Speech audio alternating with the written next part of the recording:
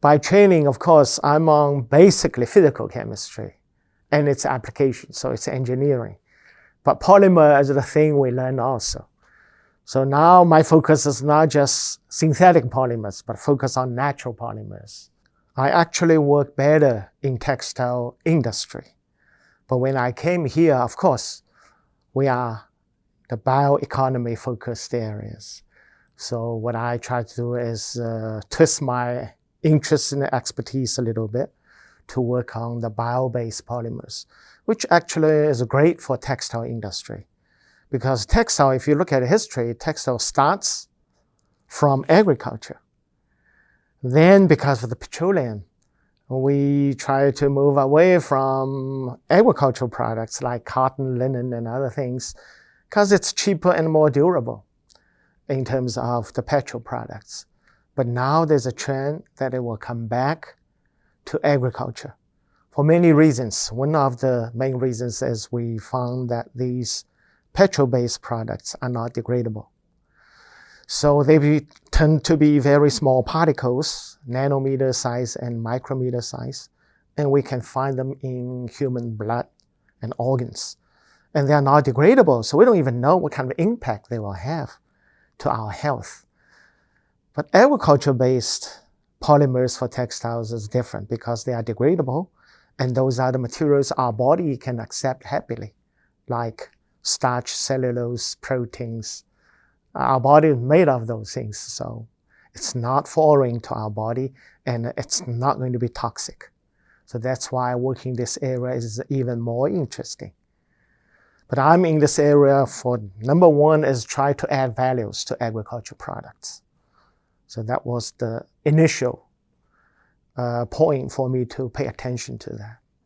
Because many people told me, because it took me 3-4 decades. So you can imagine other people are working on the same area, but nobody worked and made it work. So people had a conclusion, say it won't work. I've heard that many years from many different people. And the USDA actually founded several people before they founded me. So they did not work from these research groups. But I just don't believe in that. So it took me just so many years, and eventually we made it. So we were the first, made it work. And now a lot of people are following us and doing the fancy work also in this area. In the early 90s, I started work on corn proteins and chicken feather. And it took me several decades to make them work. But in addition, we work on the lignocellulosic materials like corn husks, like sorghum stovers, even cotton stovers. So we work on all these agricultural byproducts and wastes. Try to figure out which one will be the best for textiles. Using the waste, of course, makes sense for us. Number one, we can add values to agricultural products. And number two, it's better for the environment because these things are grown anyway for food. So we're not going to use extra water, extra land, extra efforts. They are there for us to use. So these are the two reasons. Many of those things are built by nature to have strong strength. But when you try to make them into textile, you have to break them down. Once you break them, say what we do is dissolve them, like chicken feather. Now suddenly the structure changed. I'm not talking about chemical structure, it's the physical structure. In the feather, molecules are aligned well as linear molecules, kind of linear. But once you dissolve them, they become a random coil, like a ball. Once they become the ball, you cannot make them into fibers. So that's the surprise. We thought it's linear, so it's kind of good for us. No, it's not. Actually, proteins are not linear. It's like a spring, but still aligned towards one direction with the fiber lengthwise direction. But once you dissolve it, you have to dissolve it. You're not going to use feather directly. You have to make fibers out of them. And that's one thing you have to do for feathers. You have to dissolve it. So that's the challenge. That took me just 3 or 4 decades to figure it out. But now we know exactly what to do. Once you know how to manipulate feather protein, we call it keratin, now we know that we can do it for any proteins. So we made fibers from sorghum proteins, from soybean proteins, which is easy to do. And now we are working on cottonseed protein, which is a so-called bad protein for animal feed. So it's kind of a waste. Animals eat cottonseed proteins and they are not going to grow well because there's something toxic to the animals when they eat it. However, that natural toxic chemical is great for textiles because it's a natural antimicrobial agent. So if we use that, then we can stop the smell from garments. It's antimicrobial, so it won't have infections if you use that as underwear. So actually it's good for us, for textiles. Yeah, I only have 2 here. We have another 2 right now in the quilt center. This one is made of 50% of corn husk fiber and 50% of cotton. So this is one protocol that shows that you can really use corn husks to make garments. As I said, we only work from 0 to 1. From 1 to 100, that belongs to industry. So we need people to invest in these areas. For chicken feather, I actually have 3 garments. This is just one of the 3. I have the other 2 in the quilt center. So if you have a chance, yeah, you can go there. So this is the little garments made from chicken feather and rayon. If you have a pound of chicken feather, you can get 0.8 pounds of the fibers out. So it's pretty high yield because chicken feather is basically the protein with some minerals and some other impurities. But other than that, it's just protein. So the yield will be very high. And right now, we certainly do not have a lot of applications for chicken feathers. So it will potentially add values to the chicken industry, processing industry, especially we have them here in Nebraska. Yeah. So all we do again is try to help Nebraska to increase the value of our industry. And at the same time, if we can have this fiber industry here in Nebraska, which I think is very possible, then later we can even add new jobs. But right now, it still feels unique. Yeah. It's not like people can think it's chicken feather, it must be itchy. No, it's not. Yeah. It's just protein fibers. No, later, it will be more like silk if you feel it. But the properties, performance properties, will be more like wool because it's keratin, just like wool.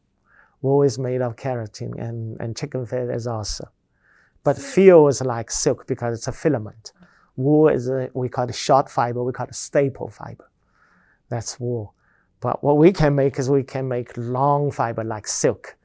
But you can also chop them into small short fibers as staple. Then you can do the blending with cotton, with other fibers, even with wool. So there are a lot of future potential applications there. These will be similar to other natural fibers. But nowadays, with the better lives, people are not expecting a garment to wear for 20 years. Not like in the old time, people were poor. So they buy a garment, want it to last very long. Right now, if a garment can withstand 50 wears, it's pretty good already. But those things can withstand more than 50 times of wear, of laundry, in other words. Yeah. So they are very durable, just like the cellulose fibers. Nowadays, nobody will buy a polyester garment because it can last for a decade or 2, right? Nobody will do that anymore. People are more thinking of the comfortability and the fashion side of it, whether it's a good looking or good feeling garments. And for that, natural fibers are better. Yeah. Synthetic fibers, yeah, basically is because of its durability and it's easy care. In the old time, people iron their cotton shirts put some starch, and people were make them look like smooth. Nowadays, nobody is doing that. Think that's too artificial. To wear any shirts, dress shirts with starch, I haven't seen people do that for a long time. But in the old time, people just do that. And for that, of course, polyester looked much better. And nowadays, people want the natural look. So cotton becomes more welcome for normal wear. So these natural fibers, I can see the market. Yeah. They are not as durable as polyester. But on the other hand, they are degradable, which is better. Polyester, after use, they will be there forever. And then what do we do, right, with them? And they will degrade and form these little particles. And as I said, they are in everyone's blood already. So we don't know their impact yet. But in a decade, we'll be clear. And I'm pretty sure they're not going to do us any good because they're not degradable. They're foreign materials. But these are different. They are just proteins and cellulose. Our bodies are happy with proteins and cellulose. We eat cellulose and proteins every day. So it's not a problem. Well, we'll just keep on doing the things that people think are impossible or never thought of that. And hopefully we can show government and the taxpayers that it's worthwhile to use the tax dollars to let people in this university work for them. Not just the training the next generation and the generation after, but also to make values, get their money turned back 100 times, 1,000 times investment profit to the taxpayers. So that's what we want to do, and we'll keep on doing that, to use agricultural wastes and byproducts to add values to them for Nebraska. All of our textile science students are involved.